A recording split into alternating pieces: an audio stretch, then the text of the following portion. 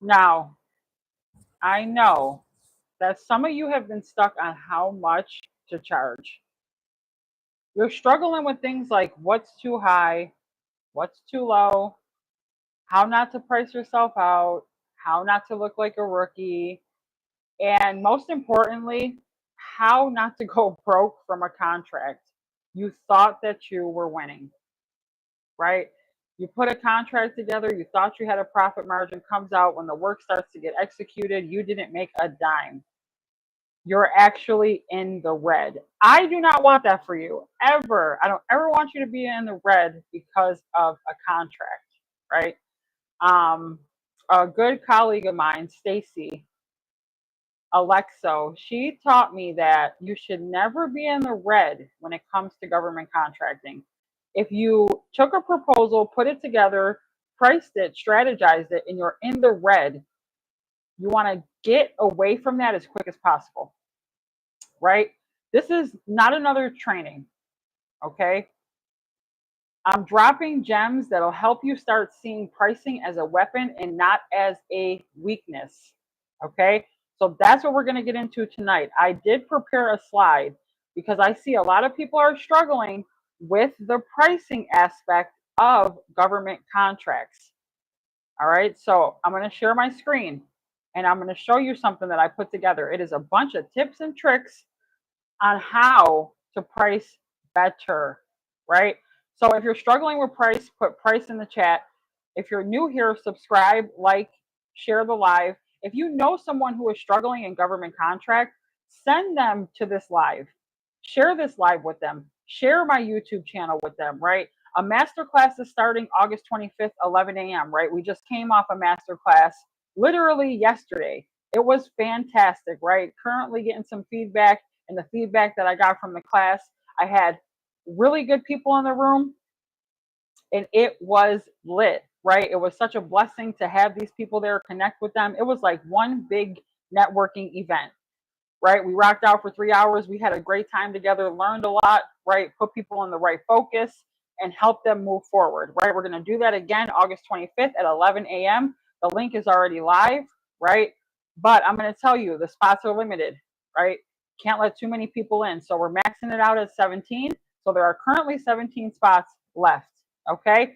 So let me share my screen with you really quick because I'm going to just go into this quick presentation that I put together, right? So we'll do entire screen.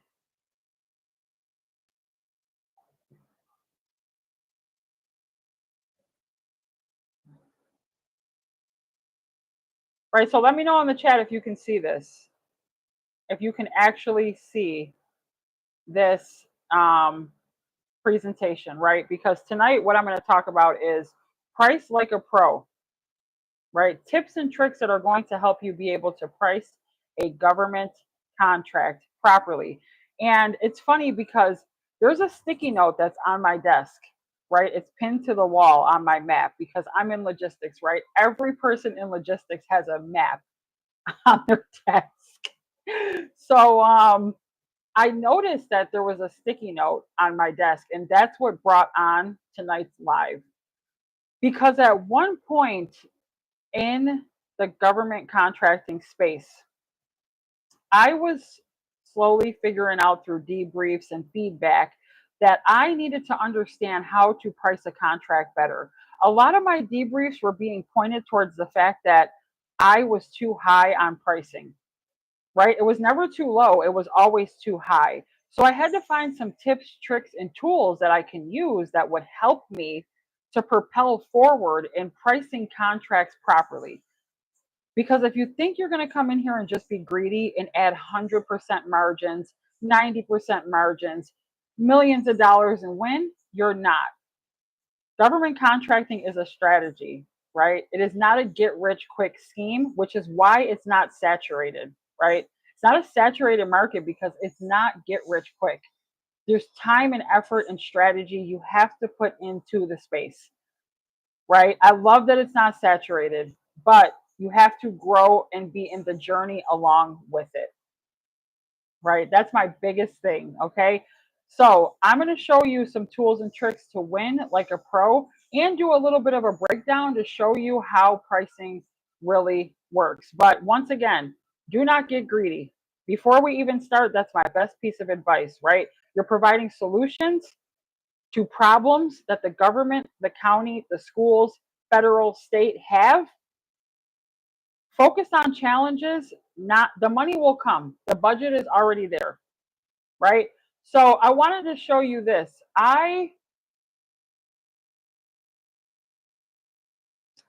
Okay, I want to make sure that you can see it. So um, what I saw was this right here that you're seeing was on in front of my desk pinned, a sticky note that said, this was probably written about 6 months ago.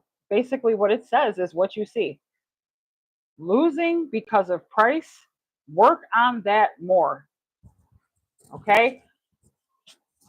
That seeing that sticky note really hit me because 0 to 300,000 in government contracting was a journey, right? I had to constantly remind myself what I was doing right, what I was doing wrong, what adjustments I needed to make, what tools were working, what tools weren't working. And when I saw this sticky note, it really reminded me of the journey and how far I have came in this space, right? But tonight is not about me. It's about getting you to price government contracts better, right? Because if you see the sticky note, at one point, I was struggling to price properly, right? And I had only known what I was being taught on YouTube. And really, what I was doing was learning off of experiences through courses and classes, through websites, through losing bids. I mean, multiple different ways I was learning, but it was all based off of experience and Kizzy Shopping Network. Shout out to Kizzy because I will always love her, right? But I was learning through experience, and that was very important for me. I didn't notice at the time because you can't connect the dots until it's time to look backwards, right? But I taught myself how to better price a contract based off of experience and research, right? So you need to know why pricing is the real power play, right? Because the government doesn't always pick the cheapest. They pick the most strategic offer. You always hear me talking about strategy. Strategic, not coming in here like a wild woman, not coming into the space like a wild man, flinging your arms all over the place like Jim Carrey and Ace Ventura when he had the tutu on. Coming in here, being professional and understanding that you cannot add these wild margins and think that you're going to get away with it, right? That's the reality of it. Like if you're looking for raw um, lives and honest, truthful lives, you're on the right YouTube page, right? Because that's what bids and blessings are about. I'm teaching you based off of experience and what I went through, right? It's probably a very tiny, tiny needle in a haystack where one person won a bid and they just threw $100,000 on top of it and won, right? I don't see that happening. I don't ever want you to just come out here and wildly swing things at the wall and hope that they stick. I want you to come out here and strategize, right? And in my masterclass, we talked about that, strategizing going from the beginning, building it up to the end, local, state, fed, right? So there's a difference between being competitive and also being desperate. Contracting officers are great people. They're very professional, easy to work with, right? They're very understanding, but they also have a criteria that they have to meet as well. Not only do they have a budget, they have a criteria and rules that they have to follow, like terms and conditions, for instance, or the budget, or things that they requested in the things that they requested in the proposal that you didn't follow, right? They want to give you a chance. They want to say, yeah, it's okay. Well, they can't do that, right? They have a system in place and rules that they have to follow, just like we do in our business, right? So there's a difference between being competitive and being desperate. Think about that contracting officer on the other side, right? The way that they're looking at these bids. Competitive, if someone tells you you're competitive in the government contracting space, that's a compliment. You're on the right track to heading to winning a government contract. If you get a debrief and the contracting officer says you were very competitive, you were 4 out of 11, you are on the road to winning a contract, right? But you don't ever want to be in a situation where you're desperate, right? Where you're just praying like, Oh God, this is not a space where it's like, oh my God, the lottery ticket's got to hit. This is not that space. That's why I would never encourage people to leave their 9 to 5s. This is something you have to create a journey and build it up in order to win and bring in consistent funds. If you think some people do hit on the first contract, right? I've had people who hit on their first contract and after that they lose momentum and they're trying to figure out why, right? It's okay to go on a journey. It is okay, right, to rep it out over and over again. There's nothing wrong with that. But most people are leaving profit on the table and they're pricing themselves out, right? There's some rookie mistakes. You kind of look desperate. You don't know what is going on pricing wise, right? And I made a YouTube short today that was very raw and real. If you don't know your monthly operating expenses in your business, you're going to struggle to price a contract, right? If you don't know what you need to pay for every 30 days to keep your doors open and running, you are going to struggle, right? And these are things that need to be said. So, all right, I'm going to walk you through tonight the biggest mistakes that people make when they're pricing government contracts and the exact strategies that have helped me win over $300,000 in awards, right? So, 5 deadly pricing mistakes that you want to avoid immediately.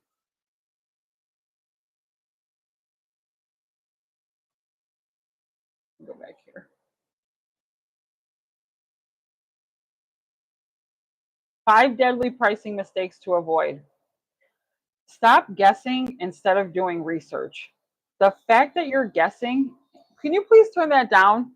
The fact that you're guessing is really throwing you for a loop. The fact that you don't understand what your pricing margin is or what you are operating on expense wise monthly. Stop guessing, right? Then, not including overhead and profit intelligently. Think this through. Step outside of the box, right? Add a margin for mistakes because anything could go wrong, right? Your subcontractor can back out on you and you might have to reach out to someone else whose price is a little bit more than the previous sub that you worked with, right? Let's just say maybe they went out of business or the person that you were working with previously, they gave you a quote, they said it was good for 45 days, but they lied, right? They weren't really ethical in the practice of what they told you, right? They said, yeah, it's good for 45 days, you're all good, but in reality, you were not all good, right? You weren't all good.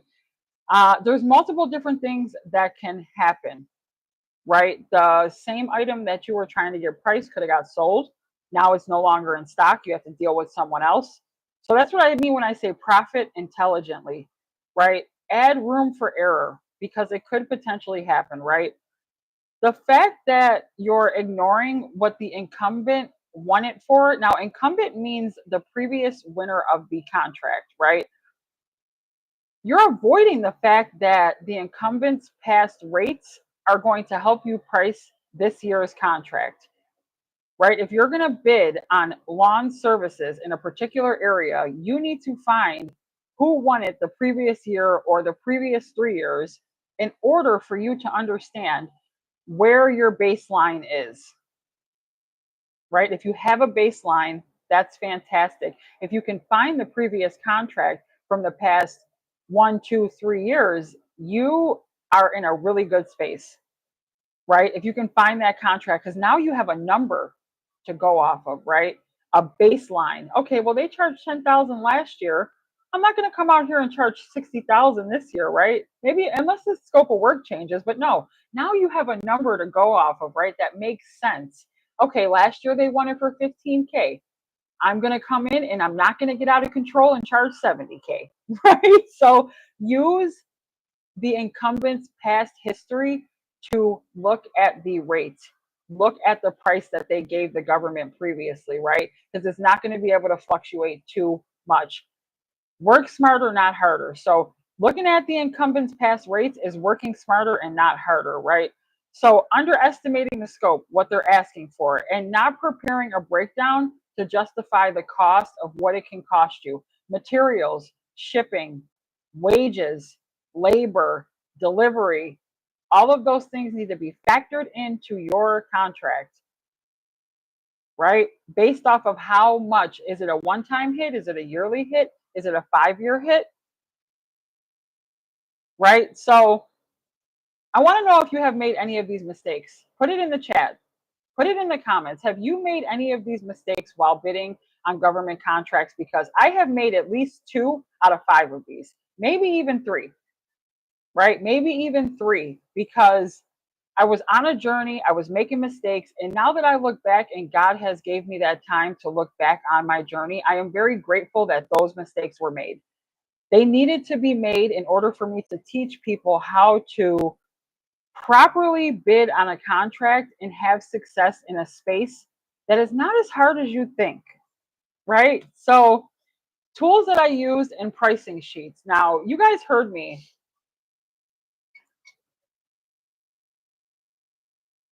You have heard me talk about tools I use to build pricing and do research, right? So if I'm doing market research, you've seen me use tools like fpds.gov. I don't like to touch on sam.gov too much, but when it comes to research, there's a lot of ways to research on SAM, right? Unison Marketplace and SAM are kind of like family. They share, like, they live on the same block, sam.gov and Unison. But there's a lot of research that you can do in there to find incumbents, to find pricing on past contracts, right? And it's very, very helpful, right? There's a whole database in SAM that you can operate in where you can figure out companies who are active, who have been awarded previous bids.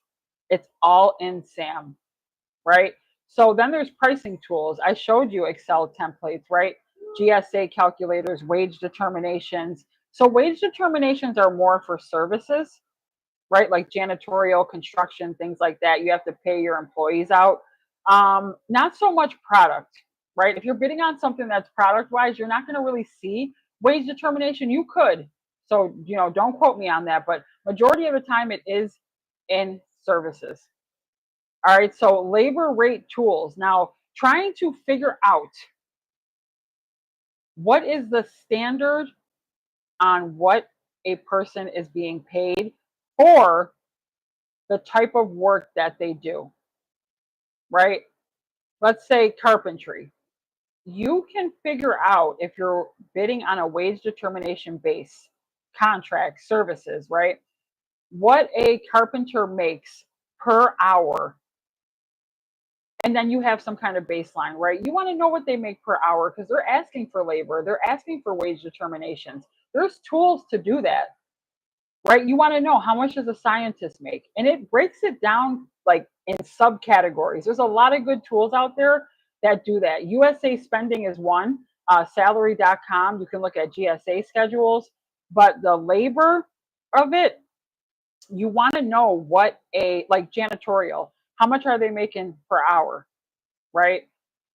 What is the minimum wage in that area, right? Like, what state is it, right? All minimum wage is different in each state. These are things you need to know to price contracts because you're adding margins and you also have to pay people, right? So, oh, can you go over there, please? Just ignore it. Thank you. Please go over there. Thank you. Um, so Google Sheets and formulas to automate your margin calculators. Like, if you're really good with Google Sheets and Excel spreadsheets, you can create a formula, and the formula will help you to basically be able to go in, create your own structure, right?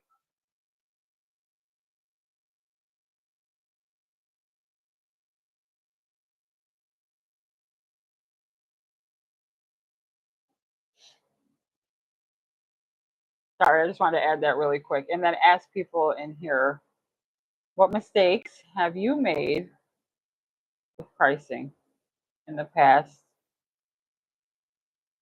I want people to come back and comment #replay, right? Come back to the comments. Talk to me about what you're struggling with pricing, right? So, all right, so that's your toolbox. You need a toolbox in any industry that you're working in. Okay, you need a toolbox. Doesn't matter. You need a toolbox to be able to do what you do, right? If you're going to put a house together or work on a project, 9 times out of 10, you have a toolbox. I had a toolbox for logistics. I have a toolbox for government contracting. You probably have a toolbox for carpentry, your artistry business, whatever it may be. You need a toolbox. That is number one, right? If you know someone who's struggling with pricing or in government contracts, share this live with them. Okay, bring them to my page so I can start helping people understand what it really takes to price a contract without being greedy and strategizing properly, right? So, quick example, right? And I think you guys are going to absolutely love this, right? And I also think you're going to have questions on it too, right? So, you're bidding janitorial services in your city, right? So, what you're going to do is you're going to search janitorial services plus the state on FPDS. FPDS means Federal Procurement Data System, right? And anything I give you, I'm going to try to make it as simple as possible without being overcomplicated, right? So your state on FPDS, then you're going to find 3 familiar contracts that look very familiar to the one that you're bidding on currently. You need to find 3 of them, right? This gives you 3 separate prices to look at. And 9 times out of 10, they're all going to be in the same range, right? So when you're working with janitorial, and anyone who bids janitorial will tell you this, right? You have to break down the price per square foot an hour. And in this situation, you're probably going to have wage determination and labor rates, because I've seen some pretty big spaces be out, government contracts out there for janitorial, right? Some of the spaces are small, but a lot of bids I see that are janitorial are big, like really big, like whole schools, um, county buildings, right? I mean, not just one school, but multiple. I mean, there's so many different ones out there. So then you're going to add your margin based on an overhead, staffing, labor, delivery. You have to factor all of that in. Room for mistakes, room for after hours, rates for emergencies. What happens if there is an emergency and they need to call you out? You need to put that in your margin, right? 9 times out of 10, they're going to ask about that. But you need to understand that you have to think about everything that could potentially go wrong with that contract, where it could cut into your profit margin. That's what I'm trying to get you to see. If it cuts into your margin, you're going to be upset because you didn't think about it first, right? Like on a day where there's an emergency or your team has to stay later than they usually would, like, did you price that in? The contract says 7 a.m. to 3 p.m. But what happens when something goes wrong and your guys have to stay till 5 p.m., 6 p.m., right? Did you put that in your pricing? Those are all things to think about, right? So all sites that you see here are helpful to your success. I mentioned usaspending.gov. That helps you with labor rates, giving you information based off of exact contract amounts paid to vendors just like us, right? And it also breaks down wage determination and labor rates as well. FPDS, I love FPDS. They're going to tell it all. FPS will tell you everything. Who won, for what, at what rate, right? That's what I love about FPDS. And then SAM.gov, you can use the filter in the left-hand corner to search contract opportunities / awarded, right, to see recently awarded solicitations. And you can look at PDFs and attachments, like people filling out proposals. There's a lot of information on SAM for research, right? A lot of information if you use it properly, right? So there's a pricing class that's coming up, a training. Pricing government contracts is September 10th. We're going to rock out for 3 hours via Zoom, okay? In this one, I thought of my people on the West Coast. So for you on the West Coast, it is 1:12:11. It is, it's 11 a.m., right? Because I just had a master class. I didn't really consider my West Coast attendees, right? So that was a mistake on my end. I had a I had someone on the Masterclass that had to get up pretty early, right? It was like the crack of dawn. And I didn't really think of that. So I want to be considerate of my West Coast attendees, right? But to get you to understand that all contracts are not profitable, and you need a guide to understand that pricing government contracts can not only be tricky, but you can put yourself in the red if you don't do it properly. And we're not here for that, right? We're here to win success. 100,000 in profit, 200,000 in profit, 300,000 in profit, 3 million in profit, right? And based off of all of the experience that I've learned in the last 12 months, the hits that I've took at looking at some of my, I showed you my Excel spreadsheet where I track the bids that I submit, right? On a lot of those bids in the tab, when there was a debrief involved, it was the fact that majority of my bids were being overpriced, right? And every time I would make a mistake and get a debrief, I would notice that I was over what the subcontractor or the prime wanted at. So I had to quickly figure out what I was doing wrong. And it was because I didn't have the proper toolbox. I wasn't doing the right research. No, no, over here. I asked you, Elliot, over here. Thank you. I'm almost done, baby. Right. So gotta be a mama first, right? So pricing government contracts is important. Okay. Right. When it comes to pricing, you want to be strategic, smart, and strategize on the tools that you have. But I could have never made it from zero to $300,000 without understanding how to price a contract, because every single contract is not going to be $100,000 profit. Some of them are going to be smaller than others, but you can start to stack your wins like we stack our days, right?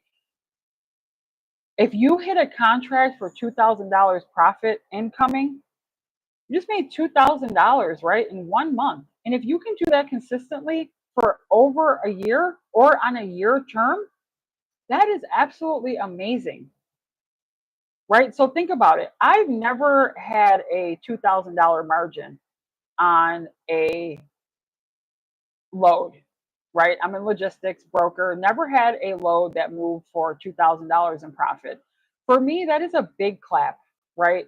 I put a proposal together, I was awarded, and I was able to bring in $2,000 income into my home. That is very big because I've never did that with a load, right? And as a broker, it's all about volume. I understand, but I've never had one load that hit 2K, 3K, 4K, 5K, right? Anything you're bringing in based off of the proposals that you're putting together is phenomenal. Like, you should be very proud of yourself, right? There's people who are bringing in $500 per month. There's people who are bringing 500,000 in per month in government contracting, right? You've seen me do it from 0 to 300,000.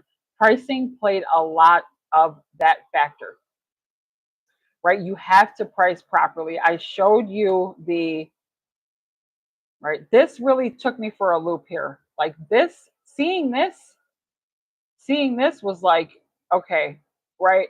Because like I said, this right here, this really was like an aha moment for me today. It really was, because I started July 2024. It is now July 2025. It has been 12 months of consistent grinding. And every single time a contracting officer would send me a debrief and tell me what I was doing wrong, I would take that and I would run with it, right? It was a hard pill to swallow, but the more I did it, the better I got at it. But when I saw this sticky note today, it reminded me that connecting the dots from month to month of how I got here is all based off of experience.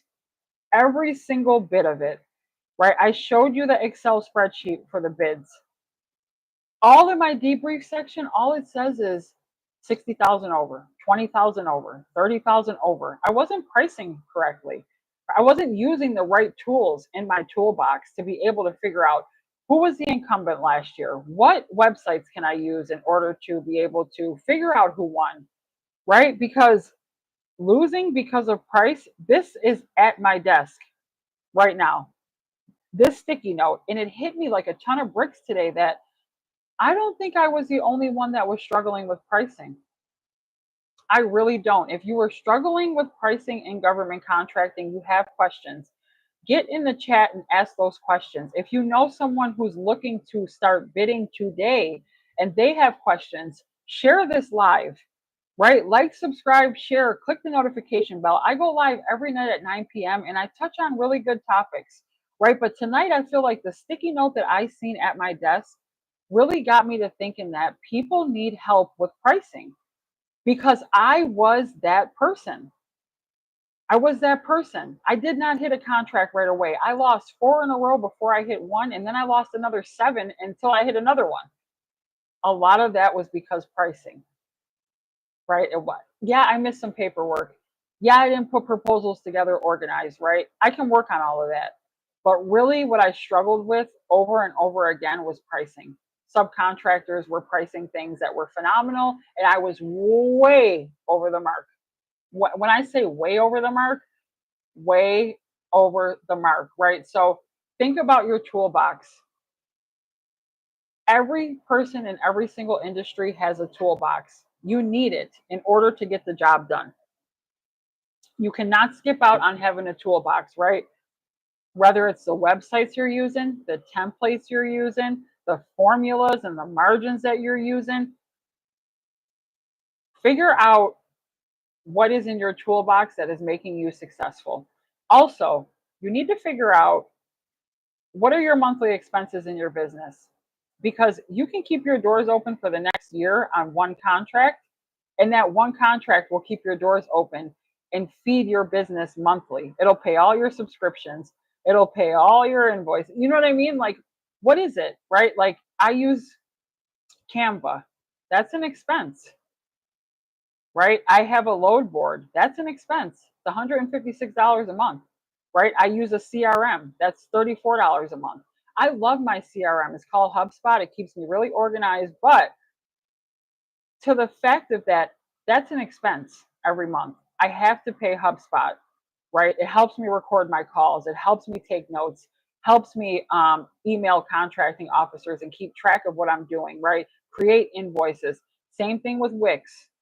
Wix is a website, right? In order to keep my website active, I have to pay a premium per month, right? So what are your monthly, yearly expenses? You need to know that so that you can add those prices and numbers to your contracts. So tonight, I'm going to give you a homework. Figure that out. If you don't know it already, right? A lot of business owners do. What are your monthly/yearly expenses? Because you need to know those in order to bid on a government contract as soon as possible, right? Like, can you win a government contract that can keep your doors open? Like, look, I just hit this and it's keeping my doors open for the next 6 months. Anything I hit after that is like huge profit, right? Or you can have your doors open for 6 months and still make a big margin, right? But don't get greedy. So those are takeaways for tonight, because I know that people are struggling with pricing, because I was. And I have had a lot of conversations in the last 2 to 3 weeks, right? Building a masterclass around people's frustrations has been a blessing. The fact that people are sharing with me what they're going through in this space has been nothing but a godsend. July 24th, yesterday, I was able to teach in my masterclass only what people were struggling with. I didn't teach anything else, right? I love the fact that I was able to have conversations with people, connect with them, build relationships, and then teach them. And also in the masterclass, they were teaching me, right? And it was overall a blessing. So August 25th, there's another masterclass coming, right? And September 10th, I'm putting out this pricing.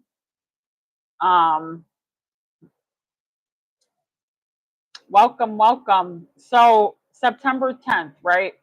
I believe that now I can't hold too many people here in this one. There's only going to be 10 spots. That's it. I'm not going to be able to hold any more than 10, right? I'm going to keep it at a limit where I feel like I can do more like a one-on-one session. I can't go any more than 10. I got to keep it to a limit of 10, right? So there's a link. It's in the description, but I'll get 10 people together and that's it. Okay. And the next one won't be for another 2 to 3 months. So 10 people, 10 spots open. That's it. Because pricing is something that I need to focus on with people individually, one by one, right? I don't want this big, huge class of 120 people where I feel like I can't give people the attention that they need because this topic is very touchy, right? Because everybody wants to win a government contract. They want their golden egg, but they don't understand that pricing is killing you because you're not doing it properly, right? You're not using the right tools, right? You're not using the right tools, the right websites. You're making mistakes like guessing instead of researching. That's bad. Like if you're guessing on a government contract, like you might as well throw the whole career away. And I don't want to say that to you, right? Like I don't want to say that because I want this to work out for not only me, but other people as well. Like the whole educate, motivate, inspire thing is big for me. But like if you're guessing instead of researching, that's not good, honey. Um, not including overhead and profit intelligently. Hey, no, give me. Do not make any you. My son's trying to make YouTube videos and behind my back on my cell phone. Go. No, do not make any YouTube videos on my phone. Sit down. If you see YouTube shorts, then they're from my son. You need to tell me immediately because he be posting YouTube shorts when I'm not looking, right?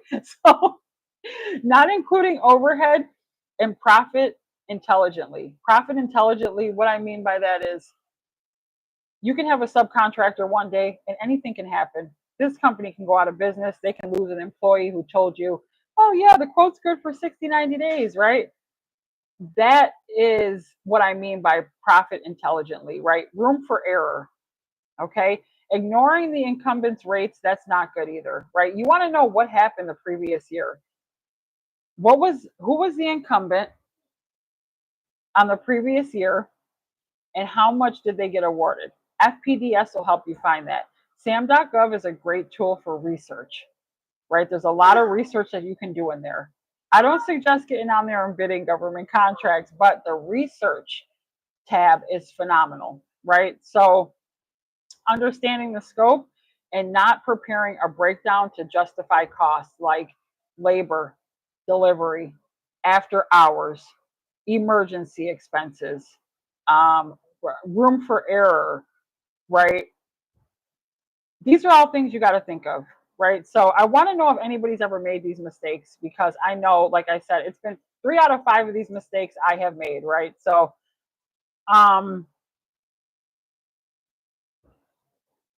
this class is going to be very hands-on and more like a networking one-on-one type of class because the master class that just passed, it was more like a networking event and I want people who are in that class to work together. That's very important to me, right? Like subcontractor network, even though I'm nowhere in sight, right? But I think if I keep the class small, I have more of a one-on-one on what I can teach experience-wise and what I've been through. Right? So it's 1 p.m. I'm thinking about my West Coast people, right? So it's 11 a.m. West Coast. And I have to start thinking about this. Someone gave me feedback in the master class that just passed. And I really want to be considerate because I was only thinking on one side of the map, right? I wasn't thinking about the West Coast. So that's why it's at 1 p.m., right? It's on a Wednesday. So that makes it 11 a.m. West Coast, 1 p.m. Eastern Standard Time, right? So I wanted to have that thought in mind as well. But you need help pricing government contracts. It's a sticky situation if you don't do it right, right? And I noticed that when I go back and connect the dots in the last 12 months, every single bid I've struggled on, 90% was because of price. That's why I shared the sticky note with you, right? That's a real live interaction of what I have walked by today that really made me think like, wow, this is insane, right? So if you're new here, like, subscribe. If you know someone who is going through the same situation that you're going through, please share the live with them, right? They're struggling in government contracting. They're trying to figure out a way how, why, and just overall trying to win contracts. Share the live with them, okay? Right? You want to start pricing government contracts correctly. All right. There's a strategy and system that you need to be able to put in place to do that. Right. So the next masterclass that's coming up is $97. August 25th, masterclass is 11 a.m. Right. And then the pricing strategy training is September 10th. All of those links are in my description. Right. But I'm trying to get you to win a government contract to bring in consistent income so it works for you and your family. Right. You can win a big government contract, right? You want to win multiple. Yeah, we all want to win one, but you want to win multiple. You want to bring in multiple sources of income, right? So I love you. I'm glad that I got to do this tonight, right? And I am looking forward to seeing you at the next masterclass. The link is in the description and the pricing strategy. I can only hold 10 people. There's only 10 spots for the pricing strategy, right? But if you want to learn how to price government contracts properly, attend. You also have the ability to pre-register for any class that I start, right? Whether it's master class, training, whatever it is, you can pre-register. The links are available now, right? Whatever you are thinking, that is good. Think bigger. All right. I will talk to y'all soon. Y'all know y'all see me tomorrow night at 9 p.m. Eastern Standard Time.